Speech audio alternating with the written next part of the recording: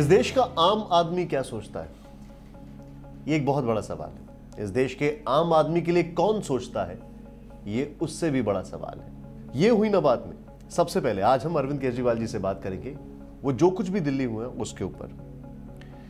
Delhi police सदैव आपके साथ, लेकिन बगैर परमिट के बस, टिंटेड ग्लासेस, कहा जा रहा है पीसीआर को कॉल की गई, वो भी एक चीज सामने आ रही है, दिल्ली पुलिस डिनाई कर रही है।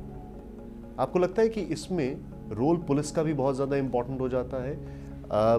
जिस तरीके से पुलिस ने काम किया उसके ऊपर भी सवाल खड़े होने चाहिए। दो चीज़ें हैं बड़ा एक तो ये कि ये टिंटेड ग्लास थे, पर्दे थे और परमिट नहीं था। परमिट नहीं था ये तो बता रहे हैं, उनकी कोई हफ्ता डायरी होती है पुलिस वालों की, एब्सोल्युटली, तो वो हफ्ता डायरी के अंदर था, वही बिना परमिट के चल रही, उनको पता था। मतलब देयर इज एविडेंस, सबूत है इस बात का कि दिल्ली पुलिस को पता था कि वो बस बिना परमिट के और चलवाई जा रही थी। फिर भी आप देखेंगे सिस्टम पुलिस को कोई अकाउंटेबल नहीं ठहराएगा। पुलिस के अंदर किसी की नौकरी जानी चाहिए। अगर हफ्ता डायरी मिली है और बिना परमिट के पुलिस की जानकारी के मुताबिक अगर चल रही थी। दूसरा, वो कितने 3 या 4 पुलिस बैरियर्स को क्रॉस करके गई बस, तो 3 या 4 पुलिस बैरियर्स वालों को दिखाई नहीं दिया वो टिंटेड ग्लास? दिखाई तो दिया, लेकिन पैसे खा रखे थे, हफ्ते डायरी में एंट्री हो चुकी थी, तो उन्होंने वो। और ये इंसिडेंट होने के बाद भी बता रहे हैं कि दिल्ली के अंदर अभी भी बहुत सारी ऐसी बसेस चल रही हैं। और वो अभी एक अखबार में खबर छपी थी कि गाजियाबाद के अंदर तो ऑफिसर्स की, सरकारी ऑफिसर्स की, बड़े बड़े सीनियर आईएएस अफसरों की गाड़ियां भी अभी भी टिंटेड चल रही हैं। अरविंद जी एक चीज़ बताइए, इसका मतलब ये है कि अगर 3-4 बैरियर्स क्रॉस हो रहे हैं और बगैर परमिट के क्रॉस हो रहे हैं, तो ये इलीगल काम बड़े ही लीगल तरीके से हो रहा है? बिल्कुल, मैं यही तो कह रहा हूँ कि ये सारा पुलिस हफ्ता इकट्ठा करती है और ये सारा हफ्ता ऊपर तक जाता है, किस मंत्री तक जाता है, किस कमिश्नर तक जाता है, ये तो सारा देश जानता है। जब तक इस व्यवस्था को नहीं चेंज करेंगे, अब वो कह रहे हैं कि हमने महिला पुलिस वालों की भर्ती कर दी, इससे कुछ होएगा क्या? इससे कुछ नहीं होने वाला, व्यवस्था नहीं बदलने वाली, अभी भी लोग उसी तरह से दुखी होते रहेंगे। इस रेप कांड के बाद कितने और रेप हुए हैं, ऐसा नहीं कि उसके बाद बंद हो गए, but it is life as usual. जो आज का स्ट्रक्चर है दिल्ली पुलिस का, जब तक दिल्ली पुलिस को सीधे सीधे जनता के प्रति अकाउंटेबल नहीं ठहराया जाएगा, तब तक दिल्ली पुलिस कैसे का। आप थाने चले जाइए, वो एफआईआर ना दर्ज करे, क्या कर सकते हो आप? कुछ नहीं कर सकते। कहते कोर्ट चले जाओ, हर चीज़ के लिए कोर्ट चले जाओ, तो सरकार किस लिए है? 156(3) में कोर्ट चले जाओ, एफआईआर दर्ज नहीं करते, झूठे मुकदमे लगा देते हैं। वो सुभाष तोमर जो थे, उनका मर्डर नहीं हुआ, वो तो हार्ट अटैक से मरे। उसके ऊपर 8 बच्चों को, उनकी ज़िंदगी बर्बाद कर देंगे 8 बच्चों की। 8 बच्चों के ऊपर, लड़कों के ऊपर, स्टूडेंट्स हैं, उनके ऊपर झूठा मुकदमा लगा दिया मर्डर का।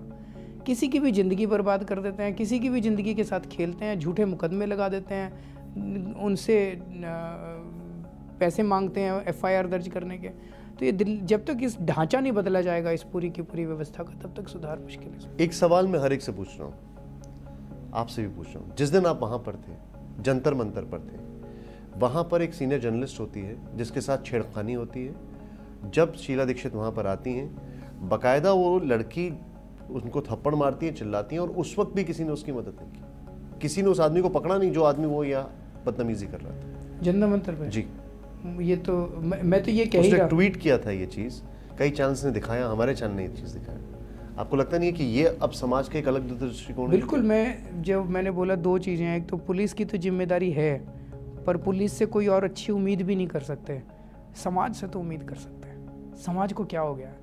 वो दोनों लड़का लड़की 20 मिनट तक नंगी हालत में सड़क के ऊपर पड़े रहे और हम लोग अपनी गाड़ियाँ लेके चले गए। कल वो लड़का कह रहा था कि भाई केवल मोमबत्ती लेके बाहर निकलने से क्या होगा, हम लोगों को अपना कर्तव्य भी तो करना पड़ेगा। और जंतर मंतर के ऊपर जो आप में किस्सा बता रहे हैं, मुझे इसके बारे में नहीं पता था। अगर ये सच है कि लोग प्रोटेस्ट करने आए हैं किसी रेप का, और वहाँ पे अगर किसी लड़की के साथ छेड़खानी होती है और फिर भी वो कुछ नहीं करते, तो मुझे लगता है कि बहुत ही सीरियस इंट्रोस्पेक्शन की ज़रूरत है पूरे के पूरे समाज को। एक ये कसम खाने की तो ज़रूरत है, ये तो बहुत बार हो चुका है। कसम खाने की ज़रूरत है कि भाई अगर हम किसी को सड़क के ऊपर दीनहीन व्यवस्था में देखेंगे, अगर हम किसी व्यक्ति को एक्सीडेंट में देखेंगे या कुछ देखेंगे, तो चाहे मेरे साथ जो भी हो, यही तो डर है ना, भी विटनेस बुला लेंगे, पुलिस वाले तंग करेंगे, 10 बार कोर्ट कचहरी में, उसकी ज़िंदगी तो बचाना हमारा धर्म है। इंसानियत भी खो चुके हैं क्या हम लोग? इंसान बचे हैं कि नहीं बचे हैं हम लोग?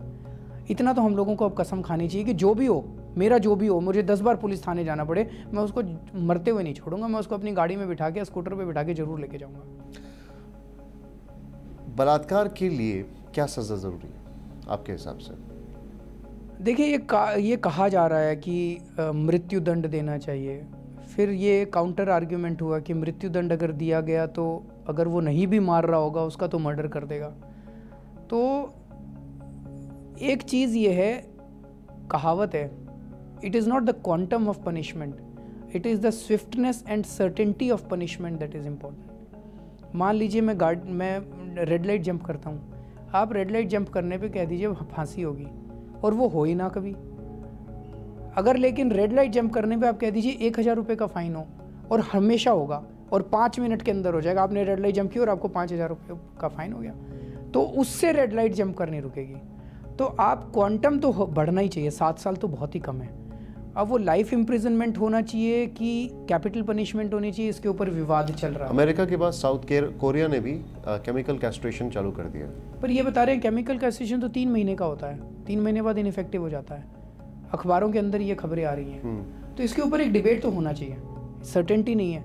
लेकिन अगर मेरे हिसाब से अगर रेप प्लस मर्डर है, उसके अंदर तो मुझे तो लगता है वो रेयरेस्ट ऑफ रेयर केसेस की कैटेगरी में आना चाहिए।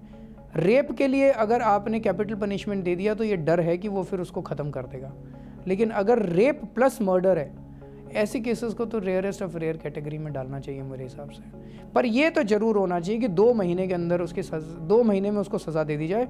अब ये जैसे अभी आपसे बात हो रही थी, 625 केसेस पिछले साल हुए दिल्ली के अंदर, और एक व्यक्ति को केवल सज़ा मिली, बाकी सारे।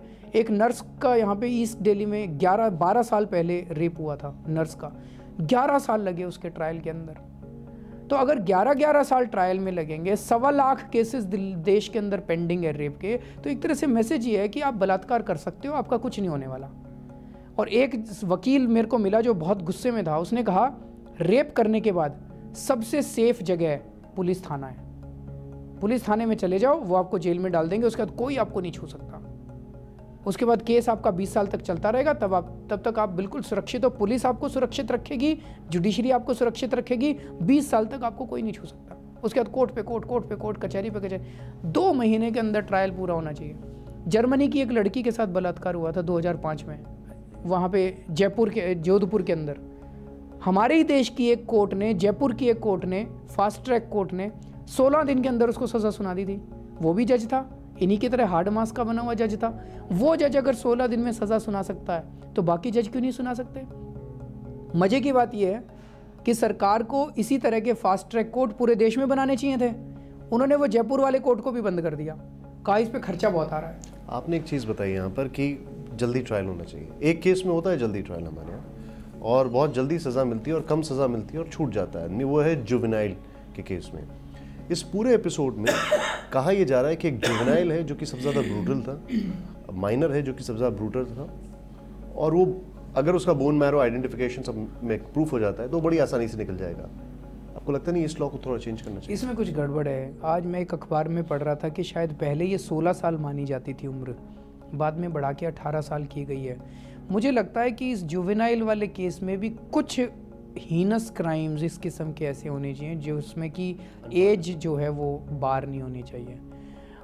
एक लड़के ने, एक लड़की ने कम उम्र में कोई जुर्म कर दिया, आज कोई चोरी कर ली, कुछ कर ली, चलो आपने उसको जुवेनाइल करी, पर इस तरह की इतनी ज़्यादा घिनौनी हरकत अगर की तो मुझे लगता है कि कुछ क्राइम इस तरह के अलग से कैटेगरी होनी चाहिए। मर्डर है, रेप है, इसके अंदर तो मुझे लगता है जुवेनाइल जो वो है वो उसका वो नहीं होना चाहिए, बहाना नहीं होना चाहिए। और ब्रेक के बाद अरविंद केजरीवाल की जिंदगी के कुछ अनछुए पहलू। आपने जो कुछ भी देखा, जो कुछ भी हुआ, कभी डर नहीं लगता?